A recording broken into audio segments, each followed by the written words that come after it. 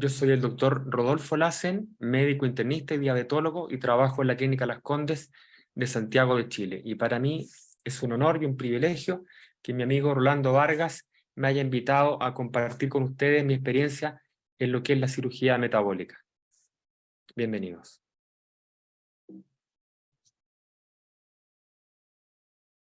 No tengo conflictos de interés para esta presentación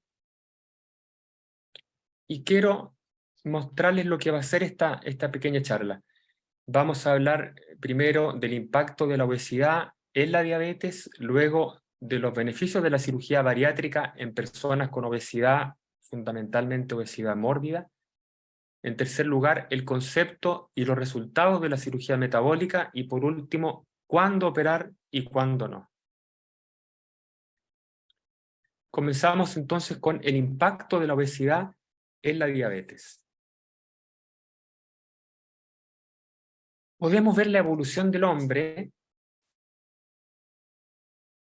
Fíjense que llegamos a transformarnos en este individuo cazador y recolector, o sea, estamos fabricados para la caza y la recolección, y nos hemos transformado, sin cambiar nuestros genes, en este individuo que pasa gran parte del día sentado o acostado, o sea, somos tremendamente sedentarios.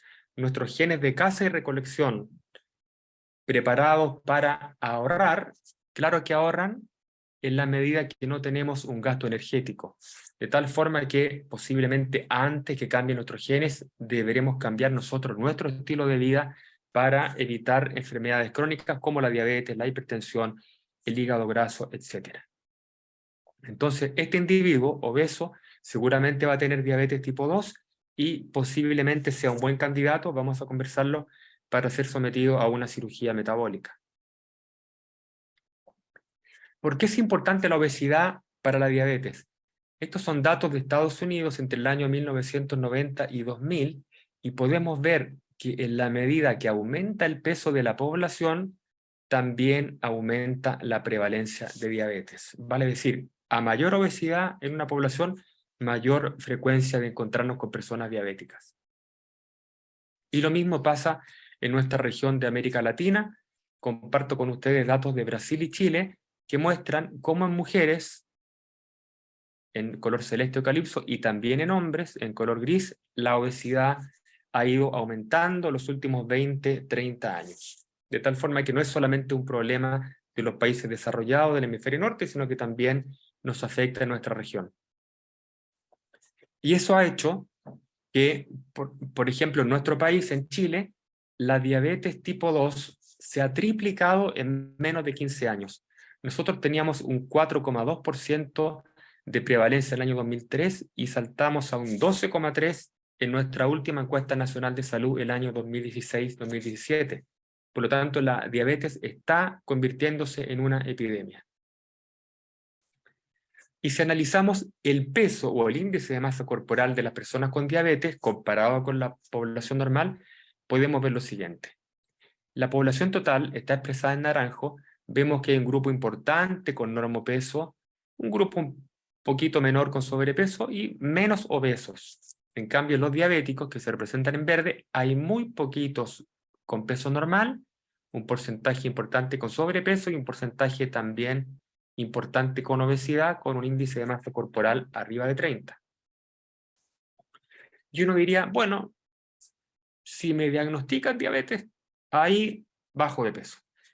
Y esta revisión que hicimos con algunos colegas cirujanos, tomamos distintos estudios clínicos realizados en personas con diabetes, desde el estudio inglés UKPDS, que tomó diabéticos recién diagnosticados, al estudio BADT americano, que tomó diabéticos con más de 11 años de la enfermedad, y si nos fijamos en el índice de masa corporal, que sería normal bajo 25, sobrepeso entre 25 y 30 y obesidad arriba de 30, la verdad que 31 en diabéticos recién diagnosticados, 32, 28, 29, 32, 31, parece ser que los diabéticos, cuando usted le dice cuídese, baje de peso, haga dieta, no ocurre. Entonces pareciera ser que a pesar de todos nuestros esfuerzos, las personas con diabetes no bajan de peso o no logran bajar de peso. Eso es una realidad. Bueno, y alguien podría decir, está bien, si no baja de peso no importa, pero lo importante es que tiene buen control de la diabetes, de acuerdo a la hemoglobina glicosilada.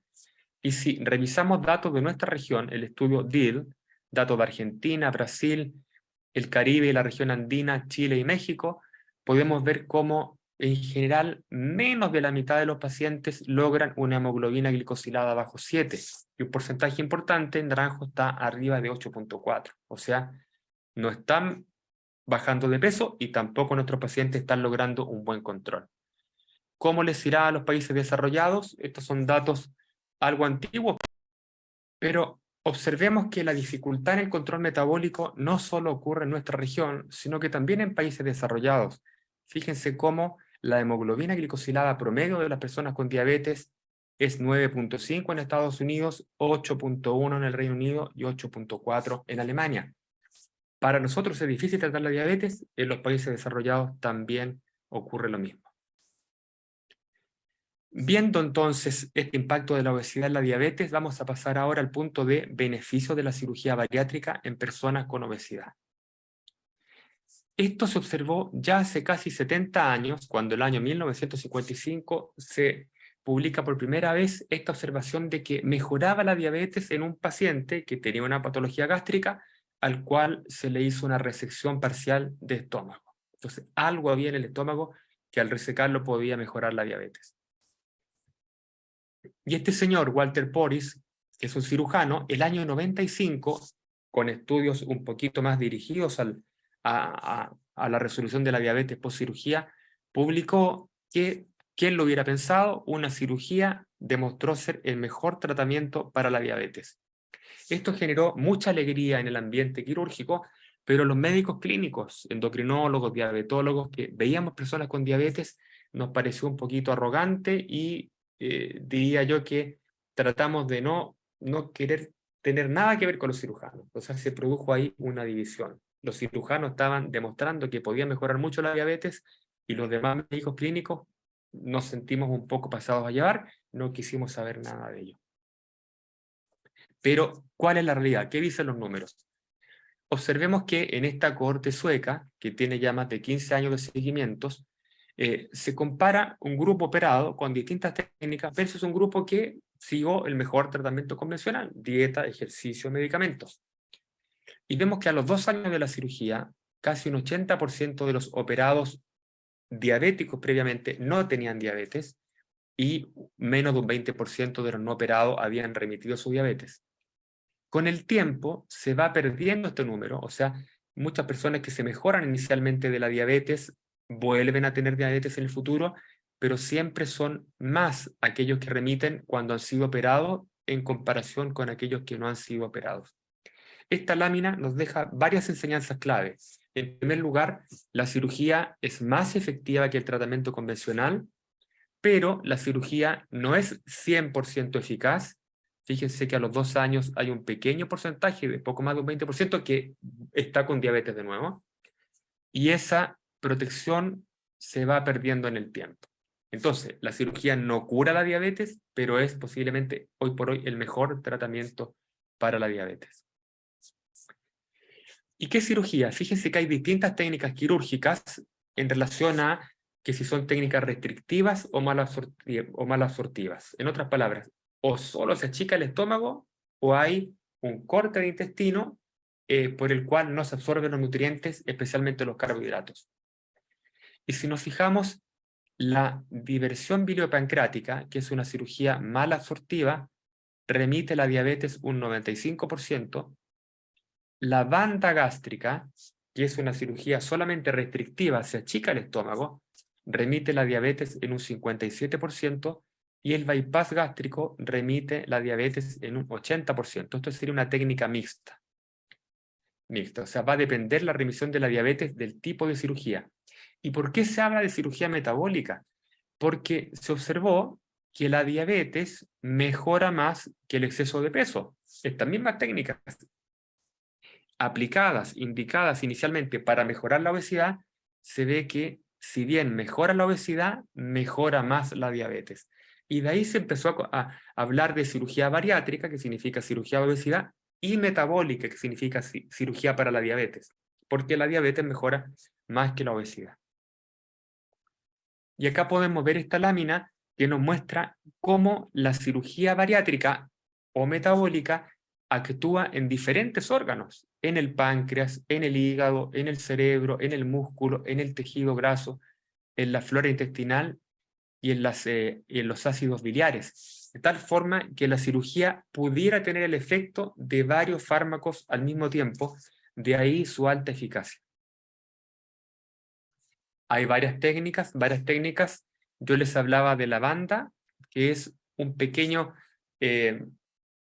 digamos, anillo que se sitúa en la entrada del estómago, que se puede ajustar y permite que esta entrada del estómago se achique y la persona disminuya la ingesta.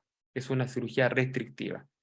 Tenemos la gastrectomía en manga o manga gástrica, en que el estómago se corta longitudinalmente, la parte lateral se extrae y queda el estómago como un tubo. También se achica el estómago, también es una cirugía restrictiva. Tenemos el bypass gástrico, en el cual se corta a la entrada del estómago y luego más abajo en el intestino, se unen ambos cabos y la parte que quedó desplazada se conecta finalmente un poquito más abajo, ya que es necesaria porque aquí desembocan todas las secreciones pancreáticas y biliares. Y por último, la diversión biliopancreática, que es una cirugía mucho más compleja que se hace en muy pocos países, especialmente en Italia y en algunos casos en Brasil. Las técnicas que hoy por hoy más se ocupan son el bypass gástrico y la gastrectomía en manga. Ahora, entrando ya en la tierra derecha, ¿a qué se le llama cirugía metabólica y cuáles son los resultados? Vimos que la cirugía bariátrica, o sea, cirugía en personas obesas, pensando en la obesidad, mejoraba más la diabetes que la obesidad. Y cuando se empezaron a estudiar los mecanismos por los cuales esta persona obesa, insulino resistente o diabética, se transforma en esta otra persona normopeso o con un pequeño sobrepeso, pero metabólicamente sana, se vio que más allá de achicar el estómago o de producir un bypass de intestino, o sea, no solamente por menor capacidad gástrica y no absorber los carbohidratos, habían otros mecanismos como eran la baja de peso, producto directo de la cirugía, pero también había modificación de hormonas intestinales que producían menos apetito y más saciedad. Por lo tanto, la ingesta alimentaria se disminuía y había también lo que se llama el efecto incretina, que es la señal del intestino al páncreas al comer, que va a mejorar la secreción de insulina. Y estos dos últimos mecanismos, la menor ingesta y el efecto incretina, son independientes de la reducción de peso. Por lo tanto, uno pudiera diseñar técnicas quirúrgicas que ayudaran a mejorar la diabetes sin necesariamente bajar de peso en personas que no tienen un sobrepeso importante. Y este señor, Francesco Rubino, estaba en Italia en ese momento, luego fue a Estados Unidos, ahora está en Inglaterra, diseñó esta técnica que la aplicó inicialmente en ratas, el bypass duodeno yeyunal. Fíjense que el estómago sigue en su lugar, pero se hizo una resección distal. O sea, terminando el estómago se hizo un corte, terminando un poco más distalmente en el intestino se hizo otro corte. La diferencia con el bypass gástrico es que no se cortó estómago. Se unieron los cabos y la parte que quedó desplazada se unió finalmente más abajo porque ahí llega la secreción pancreática y biliar. Y con esto él pretendía demostrar, y lo hizo en ratas, que podía mejorar la diabetes sin producir una baja de peso importante. ¿Qué es entonces la cirugía metabólica? Son distintas técnicas quirúrgicas utilizadas previamente para la obesidad mórbida, vale decir, personas con un índice de masa corporal de 40 o más, o bien, en el caso de las personas con diabetes tipo 2, índice de masa corporal 35 para arriba, que pudiera esta técnica tener algunas pequeñas modificaciones al buscar no tanto la baja de peso, sino que la remisión de la diabetes.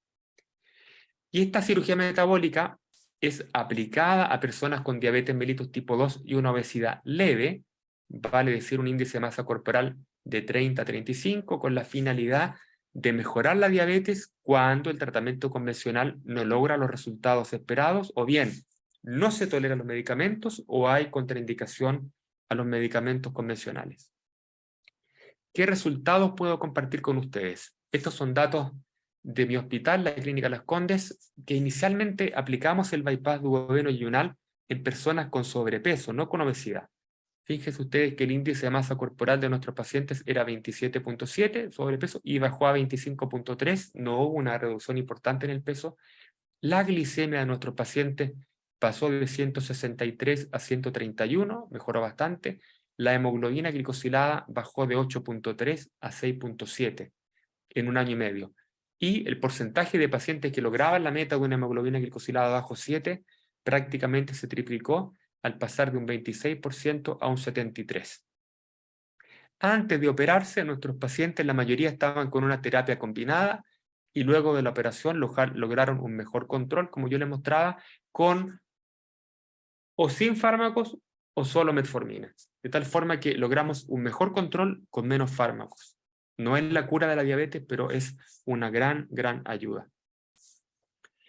Estos son datos del doctor Ricardo Cohen en Brasil, que tomó personas con diabetes tipo 2 y un índice de masa corporal bajo 35, o sea, obesidad leve, a los cuales les fueron sometidos a un bypass gástrico y bajaron, fíjese, su hemoglobina glicosilada de casi 10 a prácticamente un 6%. La gran mayoría de ellos remitieron, vale decir, lograron una hemoglobina glicosilada bajo 6.5 sin fármacos, y un porcentaje importante mejoró.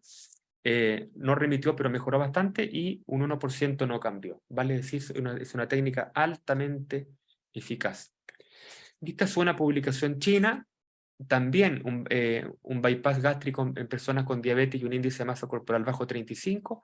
Fíjense que el índice de masa corporal de 32 bajó a 28, no es una gran disminución. La hemoglobina glicosilada bajó de 8 a 5.6, vale decir, quedaron sanos. La glicemia en ayuna bajó de 144 a 107. Un 74% tenía hígado graso, luego solo un 23%, disminuyó en 2/3, y un 40% tenían retinopatía y luego solamente un 3%. Por lo tanto, ¿cuál será el futuro de la cirugía metabólica? Y esta es una caricatura hecha por el mismo doctor Walter Porys, en que muestra un cirujano mirando la tabla quirúrgica. Se lava las manos, llega al pabellón y dice, bueno, ¿qué tenemos hoy? Y él ve que tiene diagnóstico: diabetes, hipertensión, falla cardiopulmonar, enfermedades que pensamos que eran de tratamiento médico, pero a todos se les va a proponer un bypass. Por lo tanto, la gran pregunta es, ¿hay que operar a todos? Vamos a ver. ¿Cuándo operar y cuándo no? Todo procedimiento quirúrgico tiene un riesgo, por lo tanto no debiéramos recurrir a él, a no ser que las medidas convencionales fracasaran. Fíjense que hay centros de alto riesgo y pacientes de alto riesgo. ¿Cuáles son los centros de alto riesgo? Son aquellos en los cuales el cirujano tiene poca experiencia o está recién aprendiendo la técnica, que operan muy pocos pacientes, un par de pacientes al mes. Eso no es lo recomendable. Lo recomendable es estar en centros que todos los días se operan este tipo de pacientes. Procedimientos abiertos versus laparoscópicos y cirugías en personas que han sido operadas previamente. ¿Cuáles son los factores de riesgo del paciente? Pacientes mayores de 65 o 70 años con un índice de masa corporal muy alto, sexo masculino, y que tengan algunas otras enfermedades sin control como hipertensión, apnea del sueño, embolía pulmonar, etc. Por lo tanto, no todos son candidatos a operarse y no todos son candidatos a operarse en cualquier hospital. ¿Cómo en nuestra clínica seleccionamos al paciente? Y esto lo publicamos con mi equipo el año 2010 y es, a mi entender, el primer algoritmo publicado en el mundo sobre selección de pacientes para cirugía metabólica. Lo que nosotros primero determinamos es el índice de masa corporal. Si la persona es diabética y tiene un índice de masa corporal sobre 35, sí, considere la cirugía. No es que tenga que operarse obligatoriamente, pero téngalo en mente. Si el índice de masa corporal es bajo 35, la gran pregunta es, ¿tiene síndrome metabólico o no? ¿Tiene hipertensión, tiene dislipidemia, tiene obesidad abdominal? Si la respuesta es sí, también debiéramos considerar la cirugía. Si la respuesta es no, nos encontramos frente a un paciente no muy obeso que no tiene otras patologías. Por lo tanto, lo más importante ahí es descartar que no se trate de una diabetes tipo 1, para lo cual vemos cómo está la función pancreática, si hay anticuerpos contra el páncreas. Y ahí viene un criterio médico para decir el paciente califica operación o no califica. Si califica, vamos a ver la hemoglobina glicosilada. Si es bajo 7, el paciente está bien, no debiera operarse. Si es sobre 8.5, el paciente debiera compensarse primero y luego operarse. Por lo tanto, si está entre 7 y 8.5, debiéramos pensar en considerar cirugía. Si está bajo 7 sobre 8.5, debiéramos pensar que no califica para cirugía. Aquel paciente que no califica para cirugía sigue en terapia médica y seguimiento, y aquel paciente que pensamos en cirugía debiera hacer todos los exámenes para operarse.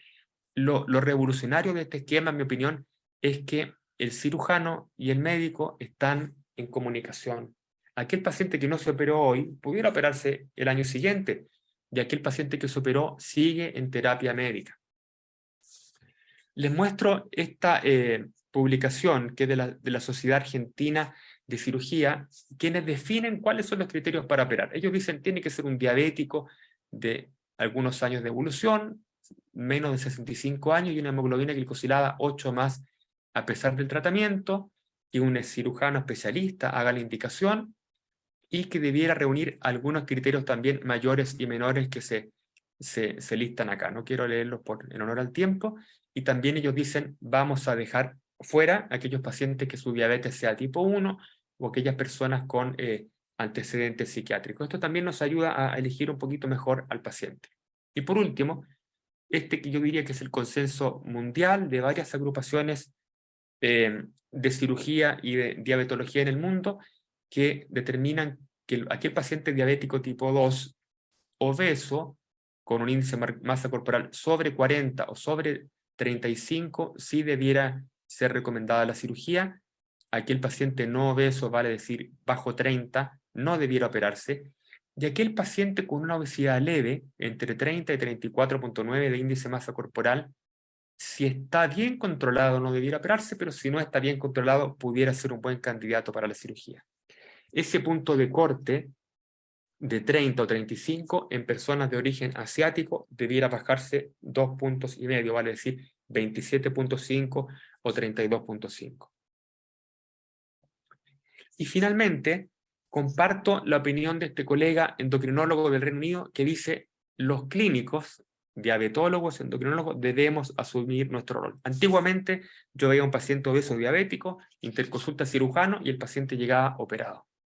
Hoy mi responsabilidad es tratar de definir junto con el cirujano cuál es la mejor técnica quirúrgica, elegir al paciente ideal para cirugía y luego de operado mantener los controles periódicos del paciente, ya que va a requerir ajustar su terapia antidiabética. Pensemos que una persona ocupada de insulina va a necesitar bajar la dosis de insulina y evaluar y prevenir las posibles complicaciones nutricionales producto de la cirugía.